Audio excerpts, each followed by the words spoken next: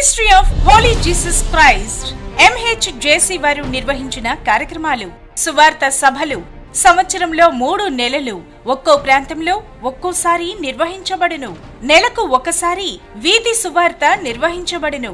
ప్రతి నెల 2వ సోమవారం పాస్టర్ల సహవాసం జరుగును.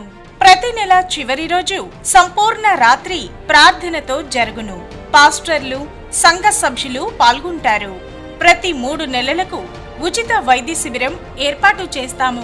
అందులో అన్ని రకాల రోగాలకు మందులు, వైద్యం ఉచితంగా అందించబడును. సంవత్సరానికి 2 సార్లు అనగా అక్టోబర్ 1, డిసెంబర్, క్రిస్మస్ సందర్భాలలో పేదవారికి బట్టలు పంపిణీ జరుగును. ప్రతి నెల దిక్కులేని అనాథలకు అన్నదానం జరపబడును. బెరయా బైబుల్ కాలేజీ ద్వారా అనేక మందికి తర్ఫీదును అందిస్తున్నాము. సంవత్సరానికి 2 సార్లు బాప్తిస్మా కార్యక్రమం జరుగును.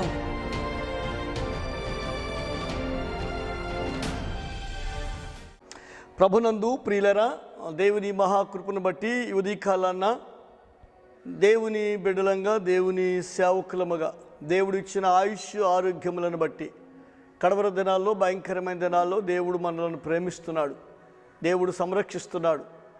కనుక ఈరోజు మీతో దేవుని వాక్యాన్ని పంచుకోవటానికి దేవుడిచ్చిన మంచి సమయాన్ని బట్టి కూడి వచ్చిన మీ అందరికీ ఈ యొక్క వాక్యాన్ని వింటున్న ప్రియ శ్రోతలందరికీ ప్రభు అయినటువంటి యేసుక్రీస్తు నామములో నా శుభములను, నా ఆశీర్వాదములను మీకు తెలియచేస్తున్నాను. My God bless you brother, sisters. దేవుని వాక్యాన్ని ధ్యానించుకుందాం. కీర్తనల గ్రంథము 123వ కీర్తన.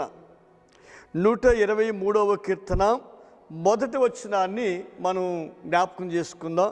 ఆకాశమందు ఆసీనుడైన వాడా, నీ తట్టు నా కన్నులు ఎత్తుచున్నాను. ప్రియ దేవుని బిడ్డలారా, కీర్తనాకారుడు రాసిన ఈ మాటని జ్ఞాపకం చేసుకుందాం.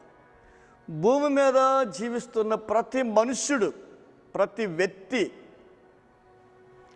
కోట్లాది ప్రజలను దేవుడు ఈ ప్రపంచంలో నిర్మించాడు. నిర్మించిన మనుష్యుడు దేవుని చేతి పని, దేవుని బిడ్డలు. దేవుడు జీవవాయువు మానవుడిలో ఉంచాడు. కనుక నరుడు జీవాత్మ అయ్యాడు, అనగా జీవించు ఆత్మ అయ్యాడు. ఈ భూమి మీద జీవిస్తున్న మనుష్యుడు ప్రతిరోజు ఎవరి వైపు చూడాలంటే ఫస్ట్ ఆ సృష్టికర్త అయిన దేవుని వైపు మన కన్నులు ఎత్తి చూడాలి. దేవుడు ఎక్కడున్నాడు? ఆకాశమందు ఆసీనుడా అని కీర్తనాకారుడు జలిస్తున్నాడు. దేవుడు పైలోకములో ఉన్నాడు, భూమి మీద మనమున్నాం. ఈ భూమి మీద ఆయుష్ ఆరోగ్యాలు ఇచ్చి మనలను ప్రతిరోజు దేవుడు సంరక్షిస్తున్నాడు. దేవుని కాపుదల, దేవుని యొక్క భద్రత మనకు లేకపోతే ప్రియులారా మనము జీవించలేం. మన జీవం ఏపాటిది?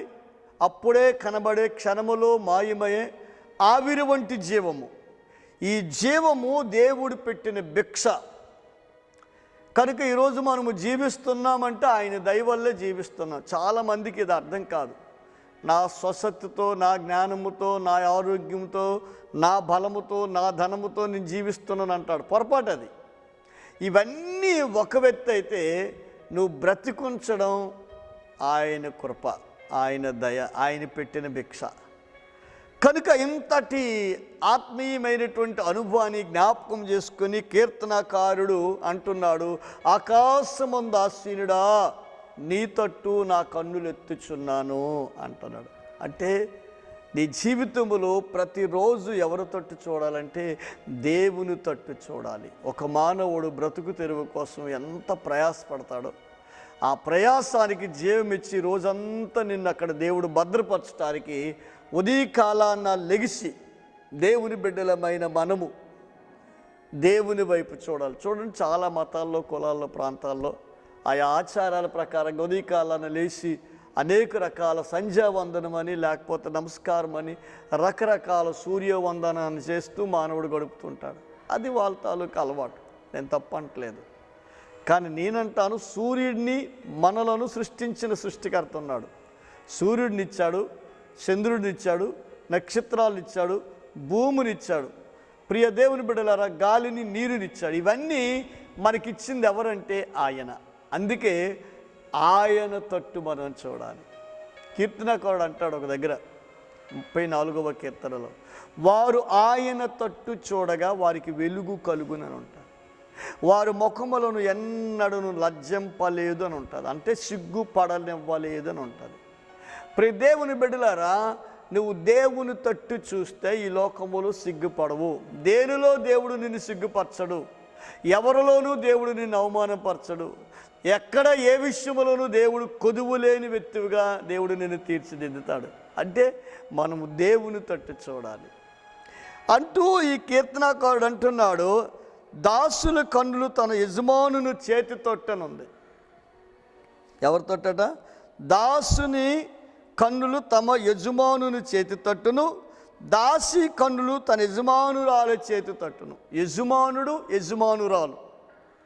కీర్తనాకారుడు ఒక ఎగ్జాంపుల్ చెప్తున్నాడు. ఇంటిలో చేస్తున్న పని లేక పొలములో చేస్తున్న పనివారుని ఉద్దేశించి. దాసుడు అని తెలుగులో ఉంది, కానీ తమిళ బైబిల్లోకి వెళ్తే బానిస అని ఉంది. ఆ పదానికి అర్థం బానిస అంతా ఇంకా వాళ్ళకి విడుదల ఉండదు. దాసుడికి విడుదల ఉంటుంది, కొంత టైం చేసి వారు మరలా విడుదలై వాళ్ళ ఇంటికి వెళ్ళిపోవచ్చు. అయితే ప్రియులారా, ఆ యజమానుడి తట్టు పని చేసేసిన తర్వాత ఆ దాసుడు యజమానుడి వైపు చేతులతో ఎందుకు చూస్తాడంటే, కష్టపడ్డాను ఉదయం నుండి సాయంకాలం వరకు, అయ్యా నన్ను కనికరించి నాకేదో కొంత సహాయం చేస్తావేమని అలాగ చూస్తూ ఉంటాడు. ఈ దాసి అనగా యజమానురాలు చేతి తట్టు అంటే పనంతా పూర్తి చేసిన తర్వాత అమ్మగారు ఏదైనా ఒక కూరకు నాకు పెడతారేమని ఎదురు చూస్తూ ఉంటుంది. శ్రమపడిన వ్యక్తులు ఆ యజమానుల వైపు చూస్తారు. నేనంటాను, మన యజమానుడు యెషయా గ్రంథములో ఉంటుంది, నిన్ను సృష్టించిన వాడు నీకు భర్త అయి ఉన్నాడు. అంటే మనలను భరించే యజమానుడు, మన భర్త అయినటువంటి దేవుడు, మన పోషకుడైనటువంటి దేవుడు, మన యజమానుడైనటువంటి దేవుడు, మన నాయకుడైనటువంటి దేవుడు, మన సంరక్షకుడైనటువంటి దేవుని వైపు మనము ప్రతిరోజు మన కన్నులెత్తాలి. ఆమేన్. అలాగూ ఎత్తినప్పుడు ప్రియ దేవుని బిడ్డలారా, దేవుడు మరవడు. తన తల్లి తన చంటి బిడ్డనైనా మరుచునేమో కానీ నేను నిన్ను మరవను అంటాడు అక్కడ. అంటే మరవన దేవుడు నిన్ను, విడవన దేవుడు నిన్ను, ప్రేమించే దేవుడు నిన్ను, ఆదరించే దేవుడు నిన్ను, ఆరోగ్యాన్నిచ్చే దేవుడు, పోషించే దేవుడు ఆయన. ఇటువంటి గొప్ప దేవుని వైపు మనం ప్రతిరోజు చూడాలి. అది కీర్తనాకారుడు సెలవిస్తున్న గొప్ప మాట. అది కీర్తనాకారుడు ఎందుకు ఈ మాట జ్ఞాపకం చేస్తున్నాడంటే ప్రియులారా, దేవుని ఉన్నతమైనటువంటి వైపు ఎందుకు చూడాలంటే ప్రియులారా, అక్కడ చక్కటి మాటని రాస్తున్నాడు. యెహోవా, మేము అధిక తిరస్కారము పాలైతిమి, అహంకారుల యొక్క నింద, గర్విష్ఠుల యొక్క తిరస్కారమును నా మీదకి అధికముగా వచ్చి ఉన్నవి. మమ్మును కరుణింపుము. ఈ లోకములో నిందలు భరిస్తున్నాము, బాధలు భరిస్తున్నాము, అవమానాలు భరిస్తున్నాము, నిట్టూర్పులు విడుస్తున్నాము. ఈ లోకములో జీవిస్తున్నామే కానీ మా బ్రతుకు సంతోషము లేదు నాయన. అహంకారాలను ఎదిరించలేము నాయన. సో ఇవన్నీ మమ్మల్ని ఎంటాడుతున్నా వీటి నుండి తప్పించగలిగిన సమర్థుడు ఎవరంటే నీవేనైనా. మా శత్రువు మమ్మల్ని తరుముతున్నాడు ప్రభువా, వాడిని మేము ఎదిరించలేము. అగ్ని బాణముల్లాంటి పరిస్థితులు మా మీదకు వస్తున్నాయి నాయన, మేము వాటిని తట్టుకోలేము. కనుక ఇవన్నిటి నుండి మమ్మలను తప్పించగలిగిన దేవుడు నీవే, అందుకు నీ తట్టు మా కన్నులెత్తున్నాము. కీర్తనాకారుడు అంటున్నాడు, ఎన్ని ఉన్నా, ఎంత రాజ్యం ఉన్నా, దావీదు మహారాజు తన ఆత్మీయమైనటువంటి అనుభవములో నుండి, ఆత్మీయమైనటువంటి జీవితములో నుండి దావీదు గొప్ప అనుభవాలు రాస్తూ ఉన్నాడు. ఈ 150 కీర్తనలో చాలామంది రాశారు, అందులో దావీదు ఎక్కువ రాశాడు. దావీదు తన వ్యక్తిగత జీవితంలో భరించిన శ్రమల్లో ఆయా సందర్భాల్లో ఈ కీర్తనలు కట్టాడు. చూడండి, ఈ మధ్యని మనకు తెలిసిన గాయకులందరూ పాట పాడుతూ ముందు చెప్తారు ఆ పాట గురించి. నేను ఫలానా పరిస్థితుల్లో ఉన్నప్పుడు దేవుడు నన్ను బలపరిచి ఈ పాటని ఇచ్చాడు అంటారు. ఫలానా స్థితిలో ఉన్నప్పుడు దేవుడు నాతో మాట్లాడి పాటని ఇచ్చాడు అంటాడు. నేను సంతోషముగా ఉన్నప్పుడు దేవుడు ఈ గానాన్ని నా చేత పాడించాడంటారు. కీర్తనాకారుడు కూడా తన వ్యక్తిగత అనుభవంలో నుండి భరించే ప్రతి సమస్య నుండి ఈ కీర్తన భావాన్ని ఆయన చూడగలిగాడు. ప్రియ దేవుని బిడ్డలారా, దేవుని సన్నిధిలో ఆయన అనుభవాలవి కనుక వాటిని భరిస్తున్నాడు. కనుక ఒక వ్యక్తి, ఒక కుటుంబము, ఒక పరిస్థితుల నుండి మన జీవితాల్లో ఒక స్థాయికి రావాలంటే ప్రియులరా, మనము దేవుని తట్టు చూడాలి. కీర్తనాకారుడు దేవుని వైపు చూశాడు, ఆ అనుభవంలోనికి వెళ్ళాడు. ప్రియ దేవుని బిడ్డలారా, ఇంకొక మాటని మీకు జ్ఞాపకం చేస్తాను. దేవుని తట్టు చూసినంతసేపు నీకు జయమే ఉంటుంది, అపజయం ఉండదు. దేవుని తట్టు చూసి నడిచినంత కాలము జయ జీవితాన్నే పొందుకుంటావు, ఇంకా అపజయం ఉండదు. దేవుని తట్టు చూస్తే దేనినైనా సాధించగలవు. దేవుని తట్టు చూడకపోతే దేనిని నువ్వు సాధించలేవు. మత్తయి సువార్త 14వ అధ్యాయం 28వ వచనం దగ్గరికి ఒక విషయాన్ని మీకు జ్ఞాపకం చేస్తాను. పేతురు, ప్రభువా నీవే అయితే నీళ్ళ మీద నడిచి నీ యొద్దకు వచ్చుటకు నాకు సెలవిమ్మని ఆయనతో అనెను. ఆయన రమ్ము అనగానే పేతురు దోణి దిగి యేసు వద్దకు వెళ్ళుటకు నీళ్ళ మీద నడిచెను. గాలిని చూసి భయపడి మునిగిపోసాగాను. ప్రియులారా, కొన్నిసార్లు మనకి ఎలాగుంటుందంటే, మన నాయకుడు, మన బోధకుడు, మన కలిగిన వారు ఏదైనా చేస్తే నేనెందుకు చేయలేను అని ఉంటుంది. అవును, చేయగలము. పేతురు అడుగుతున్నాడు. పేతురికి కొంచెం తొందరపాటు ఎక్కువ బైబిల్ గ్రంథములు శిష్యులందరికంటే. పేతురు అడుగుతున్నాడు, ప్రభువా నీవు నీళ్ళ మీద నడుస్తున్నావు, నేను ఇక్కడ దేనిలో ఉన్నానంటే వాడలో ఉన్నాను, ఈ బోటులో నేను ఉన్నాను, మీరు నీళ్ళ మీదే ఉన్నారు, బాగానే ఉంది. అయితే నేను కూడా నీలాగా నడవగలనా, నడిచి రాగలనా? ప్రభువు చెప్తున్నారు, అవును అలాగే నడిచి రా అన్నాడు. దోణి దిగాడు, నడిచాడు. నడుస్తున్నాడు. నేను అనుకుంటున్నాను, బహుశా నాకుంటున్న ఆలోచన బట్టి నడుస్తూ ఒక్కసారి ఎటువైపు చూసాడో అర్థం కాలే. లేకపోతే మనసులో అనుకుంటుంటాడు, ప్రభువు నడుస్తున్నాడు, నేను నడుస్తున్నాను. ఈ దినాల్లో అందరికీ అదొక అలవాటు అయిపోయింది. ఆయనకంటే నేను తక్కువ, ఆయనలాగే నేను ఉన్నాను, ఆయనలాగే నడుస్తున్నాను, ఆయనలాగే చేస్తున్నాను, నాకంటే ఆయన గొప్పేటి, నాకంటే ఏమాత్రం కాదు. యెషయా గ్రంథం 14 అధ్యాయం 13-14 వచనంలో ఉంటాడు. లూసిఫర్ కూడా ఇలాగ అనుకున్నాడు, ఆయనకి నాకు తేడా ఏంటి, ఆయనకి నాకు ఇదేంటి. మనస్సులో అనుకున్నాడు, త్రోసివేయబడ్డాడు అంతే. మనస్సులో అనుకున్నాడట, నేను ప్రభువుని స్తుతిస్తున్నాను, నేను ప్రధాన దూతగా ఉన్నాను, నా పోస్ట్ చాలా పెద్దది, ఆయన తర్వాత నేనే, ఇంకెవరు లేరు. బహుశా అనుకున్నాడు మనస్సులో, వెంటనే త్రోసివేయబడ్డాడు. నీకు ఆ మాట నాకు చాలా ఆశ్చర్యాన్ని కలిగిస్తుంటుంది ప్రియులారా. నేను చదివి మీకు వినిపిస్తాను. నిజంగా కొన్నిసార్లు మన జీవితాల్లో ఇలాంటి ఇది మనకి ఏమైనా వస్తే మనం ఎంత జాగ్రత్తగా ఉండాలి. మేఘమండలం మీదకి ఎక్కెదను, మహోన్నతునితో నన్ను సమానముగా చేసుకుందునని నీవు మనసులో అనుకుంటివి కదా. ఆమేన్.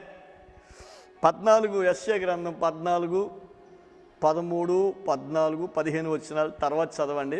14వ వచనంలో చెప్పబడుతున్న మాట, మహోన్నతునితో నన్ను నేను సమానముగా చేసుకుందునని నీవు మనస్సులో అనుకుంటున్నావు కదా. ఎక్కడ అనుకుంటున్నాడట? మనస్సులో అనుకున్నాడు, బయటకు అనలేదు. ఎందుకంటే మన దేవుడు అంతరంగములను పరిశోధించే దేవుడు.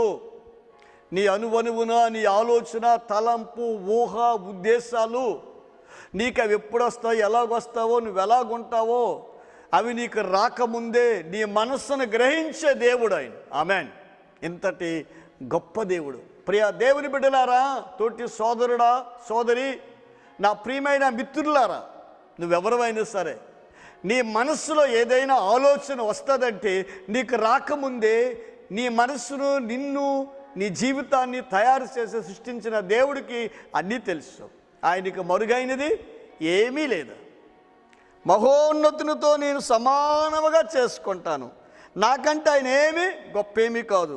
నేను ఆకాశమునకు ఎక్కిపోదును, దేవుని నక్షత్రములకు పైగా నా సింహాసనాన్ని హెచ్చించుకుందును. అబ్బా, ఏం ఆలోచన అండి! దేవుని కంటే తన సింహాసనాన్ని హెచ్చించుకుంటాడట. దేవుని కంటే హెచ్చుగా ఉండాలని ఎప్పుడు మన మనసులోకి రాకూడదు. గడిచిన వాక్యములో ఉజ్జియా కోసం నేను మాట్లాడాను. ఉజ్జియా తన మనస్సులో హెచ్చించుకున్నాడు చెడిని. త్రోసివేయబడ్డాడు, కుష్ఠరోగి అయిపోయాడు, పతనం అయిపోయాడు, జీవితాన్ని నాశనం చేసుకున్నాడు. అడ్రస్ లేకుండా, ఎవరు పలకరించకుండా దిక్కుమాలోడ్లాగా ఒక రూములో పడున్నాడు సచ్చే వరకు. ఇప్పుడు సాతాను కూడా, లూసిఫర్ కూడా త్రోసివేయబడ్డాడు అక్కడ నుండి. నువ్వు వెచ్చించుకోకు, నువ్వు దేవుని వైపు చూడాలి. పేతురు మరలా వస్తున్నాను. పేతురు నడవమన్నాడు దేవుడు, నడుస్తానన్నాడు, నడువు అన్నాడు. నడుస్తూ నడుస్తూ నడుస్తూ ఏమైందో తెలీదు. ఆయన రమ్మనగానే పేతురు దోణి దిగి యేసునొద్దకు వెళ్ళుటకు నీళ్ళ మీద నడిచెను, కానీ గాలిని చూసి భయపడెను. దేని చూశాడు? ముందేమో గాలిని చూడలేదు, ప్రభువుని చూశాడు, నడవగలిగాడు. తర్వాత ప్రభు వైపు చూడలేదు, గాలి వైపు చూశాడు. నాగటి మీద చెయ్యి ఉంచేవాడు వెనుక తట్టు చూస్తే వాడు నాకు పాత్రుడు కాడు. ప్రియులారా, యేసును చూసినంతసేపు నడవగలిగాడు, పక్కకు చూశాడు, మునిగిపోతున్నాడు. లోతు కుటుంబానికి కూడా దేవుడు ఒక మాట చెప్పాడు. లోతుని పిలిచినప్పుడు, లోతుతో మాట్లాడినప్పుడు, సరే నువ్వు వెళ్ళిపోతున్నట్టు వెళ్ళిపో, వెళ్తున్న మీరు వెనక తట్టు చూడొద్దు, సొదొమ గొమొర్రాలను నీవు చూడొద్దు, తిన్నగా వెళ్ళిపోండి. వెనక తట్టు చూస్తే ఇంకంతే. పాపం వీళ్ళందరూ ముందుకు చూస్తే అమ్మగారికి ఆశ ఎక్కువ కదా, అమ్మగారికి ఆడలు కదా, కొంచెం ఏదో ఉంటుంది. అయ్యో ఇంత సత్యశ్యామలము, ఇంత చక్కగా అభివృద్ధి చెందాము, ఇవన్నీ ఏమైపోతాయి ఏటో. ఒక్కసారి చూసింది, అమ్మగారి పేరు ఏంటో తెలియదు కానీ ఉక్కు స్తంభం అయిపోయిందని రాయబడ్డది. హల్లెలూయా. దేవుని బిడ్డలారా, అక్కడ గమనించండి, దేవుడు చెప్పిందే చెయ్యాలి, దేవుని వైపే చూడాలి. ఆకాశమందు ఆశ్చర్యుడైన వాడా, నీ తట్టు నా కన్నులెత్తుచున్నాను. నువ్వు దేవుని తట్టే చూడాలి. పేతురు గాలి వైపు చూశాడు, మునిగిపోయాడు. లోతు భార్య వెనుక తట్టు చూసింది, లోకం వైపు చూసింది, ఉప్పు స్తంభం అయిపోయింది. నీవు నేను దేవుని తట్టు చూడాలి. ఇందాక చెప్పుకున్నాం 34వ కీర్తనలో, వరాయన తట్టు చూడగా నువ్వు దేవుని తట్టు చూడాలి, దేవుని వైపు చూడాలి. అలాగూ నువ్వు నడిచినప్పుడు అద్భుతమైన కార్యాలు చేస్తాడు. దావీదు దేవుని తట్టు చూశాడు, లోతు భార్య సొదొమ గొమొర్రాల వైపు చూసింది. పేతురు దేవునితో ఉంటూ ప్రభువుతో నడుస్తూ ప్రభువును చూస్తూ నడుస్తూ ఒక్కసారి గాలిని చూశాడు. నువ్వు ఎటువైపు చూసినా అనుకున్న గోల్ చేరలేవు, అనుకున్నది సాధించలేవు. నీ జీవితంలో ఏదైనా సాధించాలంటే దేవుని వైపు చూడు. దేవుని తట్టు చూసినప్పుడు దేవుడు అద్భుతమైన కార్యాలు చేస్తారు. మరి దేవుని బిడ్డలారా, ఇంకొక మాట మీకు జ్ఞాపకం చేస్తాను. అపోస్తుల కార్యాలు 3వ అధ్యాయంలో ఒక కుంటివాడు ఉంటాడు, మనకు అందరికీ తెలుసు. దేవాలయం దగ్గర పడి ఉంటాడు. అందరూ రోజు వెళ్తున్నారు. అది మంచి దేవాలయం, శృంగారపు దేవాలయం, శృంగారముగా కట్టబడిన దేవాలయం. ఆ దేవాలయములకు వెళ్తున్న సమయములో ప్రియులరా, ఈ కుంటివాడు వచ్చిన ప్రతి ఒక్కరిని అడుక్కుంటూ బ్రతుకుతున్నాడు అక్కడ. ఈలోక దైవ సేవకులు వచ్చారు, పేతురు యోహానులు వచ్చారు. వీళ్ళిద్దరూ వచ్చినప్పుడు ఈ కుంటివాడు బాబు అంటున్నాడు. వారు ఒక మాట చెప్పారు, మా దగ్గర వెండి బంగారాలు లేవు, కానీ మా దగ్గర ఒకటి ఉంది. ఏది నీకు నీడో మేము ఇచ్చిన 5-10 సాయంకాలం ఖర్చు పెట్టావు. తాగుబోతాడైతే అడుక్కొని వెళ్ళి తాగేస్తాడు. చాలామందికి ఇది ఒక అలవాటు. రోడ్ల మీద చిన్న పిల్లలు ఎత్తుకొని వస్తారు, అడుక్కుంటుంటారు, ఆ డబ్బులు తాగేస్తుంటారు, తినేస్తుంటారు, ఏవో చేస్తారు. మేము డబ్బులు ఇస్తే ఏదో నువ్వు చేస్తావు, కానీ నీ జీవితంలో ఈ స్థితి నుండి మార్చగలిగినది ఒకటి ఉంది మా దగ్గర. అదేంటో తెలిసిన?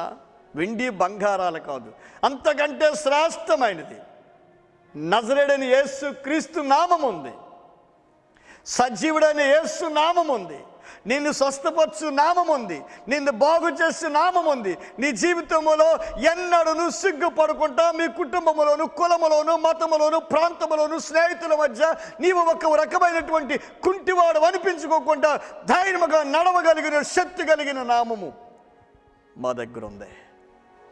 మాకు కలిగింది నీకు ఇస్తున్నా, లేచి నిలవబోడు. ఆమేన్. ఎంత గొప్ప అద్భుతమైనటువంటి కార్యం. వారి దగ్గర ఉంటున్న సర్వాధికారాలు కలిగిన యేసుక్రీస్తు నామములో వారి యొక్క చేతిలో ఉంది. ఇదిగో మేము నీకు ఇస్తున్నాం, తీసుకో. మరి దేవుని బిడ్డలారా, లేచి నడుమన్నాడు. రోజున వైద్యులు కాలు రావడానికి రకరకాల ప్రయత్నాలు చేస్తారు, తర్వాత మా వల్ల అవ్వలేదంటారు. కానీ మన వైద్యుడు, మన పరమ వైద్యుడు, ఆయన నోటు మాటలో స్వస్థత ఉంది, నోటు మాటలో అద్భుతం ఉంది, నోటు మాటలో గొప్పతనం ఉంది. అంతటి మహోన్నతుడైన దేవుడు, అంతటి సృష్టికర్త అయిన దేవుడు, సర్వశక్తి కలిగిన దేవుడు ఆయన వైపు చూసినప్పుడు వాడు లేచి నిలవబడి నడవగలిగి ఎక్కడికి వెళ్ళాడంటే దేవాలయంలోనికి వెళ్ళాడు. దేవుణ్ణి స్తుతిస్తున్నాడు, దేవుణ్ణి గణపరుస్తున్నాడు. అందరూ చూస్తున్నాడు, వీడు దేవాలయం దగ్గర అడుక్కునేవాడు కాదా, కుంటివాడు కాదా, వీడి జీవితంలో ఇటువంటి స్థితిలో ఉన్నవాడు కాదా అనుకున్నారు. వాడు గణపరుస్తుంటే ప్రియ దేవుని బిడ్డలారా, ప్రజలకు ఆశ్చర్యం కలిగింది. నీ జీవితంలో దేనిని సాధించలేకపోతున్నావో, దేనిని అనుభవించలేకపోతున్నావో, దేనిని పొందుకోలేకపోతున్నావో ఆయన వైపు చూడు. ఉదయకాలాన దేవుని వైపు చూసేవాడిని దేవుడు అన్నాడును సిగ్గుపడనివ్వడు. పేతురు ప్రభువా రక్షించు అన్నాడు, చెయ్యిబోతునిచ్చాడు. దేవుని బిడ్డలారా, దేవుడు అద్భుతమైన కార్యం చేస్తాడు. కుంటివాడు దేవుని వైపు అనగా సేవకుల వైపు చూస్తాడు. ఈ కడవర దినాల్లో దేవుని సంఘమా, నీకు ఇచ్చిన ఆత్మీయ సేవకుడి యొక్క మాటని వినండి. వారు లేచి నిలవబడన్నాడు, నిలవబడగలిగాడు. మీ సేవకునికి దేవుడు ఇచ్చిన అనాయింటింగ్, అభిషేకం అది. నీ జీవితంలో ఏ లోటు ఉందో దేవుని మందిరానికి వెళ్ళు. మందిరము బయట కూర్చోకు. చాలామంది యవనస్తులు బయట కూర్చుంటారు, సెల్ ఫోన్ మాట్లాడుకుంటారు, మెసేజ్లు ఒప్పుకుంటారు. కడవర దినాల్లో నా ప్రియమైన చెల్లి, తమ్ముడా, నీ ఆత్మీయ జీవితంలో నువ్వు అభివృద్ధి చెందాలి, పొందుకోవాలంటే దేవుని వైపు చూడు. కళ్ళు మూసుకోండి. దేవుని బిడ్డలారా, దేవుడు మన ప్రతి అవసరతను తీర్చినవాడు. ఆయన తట్టు చూసిన వాడిని ఎన్నడూను సిగ్గుపడనివ్వడు. అద్భుతమైనటువంటి ఆశీర్వాదాలు పొందుకోవాలంటే దేవుని వైపు చూద్దాం. కళ్ళు మూసుకొని ప్రార్థన చేద్దాం. మమ్మల్ని మిక్కిలిగా ప్రేమించిన ప్రియ పరలోకపు తండ్రి, మీ పరిశుద్ధ నామానికి వందనాలు, స్తోత్రాలు చెల్లిస్తున్నాను. నాయన, ఉదయకాలాన నీ వైపు చూసిన వారిని ఎన్నడూ సిగ్గుపరిచే దేవుడు కాదు. పేతురు నీ వైపు చూసినంతసేపు ఊహించలేని నీటి మీద నడవగలిగాడు. లోకం వైపు చూస్తాడు, గాలి వైపు చూస్తాడు, మునిగిపోయాడు. మరలా పశ్చాత్తాపం చెందాడు. దేవాలయం దగ్గర కుంటివాడు నీ వైపు చూశాడు. సేవకుల చేతి తట్టు చూస్తున్నాడు. వారు అంటున్నారు, మా దగ్గర ఏమీ లేవు, యేసు నామం ఉంది, దానిలోనికి విడుదల. అవును ప్రభా, మమ్మల్ని విడుదల చేసే దేవుడు, మమ్మల్ని ప్రేమించే దేవుడు, మా పట్ల బాధ్యత కలిగిన దేవుడు, మా భారాన్ని, మా స్థితిని ఎరిగిన దేవుడు. ఈ ఉదయకాలంలో ప్రియబిడ్డలు ఎంతమంది వారి జీవితాల్లో ఈ స్థితిలో ఉన్నారు, వాళ్ళు లేవనెత్తండి. వారి కుటుంబ వ్యవస్థలు, వారి వ్యక్తిగత జీవితములు దేనిని సాధించలేక కుమ్ములిపోయి పడి ఉన్నారు. అట్టి వారి మీద మీ కనుదృష్టి ఉంచండి. మీ సేవకునిగా విడుదల ప్రకటిస్తున్నాను, దయచేయండి. మీ ఆశీర్వాదాలు, ఆత్మీయ మేలులు ప్రతి కుటుంబానికి ఇవ్వండి. మా ప్రియమైన బిడ్డలందరినీ దీవించండి. వాయిస్ ఆఫ్ ఎంహెచ్జేసీ పరిసరీని ఇంకను రాబోయే దినాలు అనేక మందికి దీవెనకరము గురించి మీ కృపను వర్ధిల్లింప చేయమని యేసు నామమున అడుగుచున్నాము తండ్రి, ఆమేన్. తండ్రి అయిన దేవుని ప్రేమ, కుమారుడైన యేసుక్రీస్తు వారి కృప, పరిశుద్ధాత్మని యొక్క నిత్య సహవాసము సన్నిధి కూడిన మనకును మన ప్రియ శ్రోతలందరికీ ఉదయకాలాన్ని వాక్యములో పాల్గొన్న సకల పరిశుద్ధులకును ఆయన సన్నిధి తోడయుండి నడిపించును గాక. ఆమేన్. God bless you. దేవుడు మిమ్మల్ని దీవించును గాక. మా కోసం ప్రార్థన చేయండి. మీ ప్రార్థన అవసరతలు మాకు తెలియచేయండి. May God bless you. దేవుడు దీవించును గాక. ఆమేన్.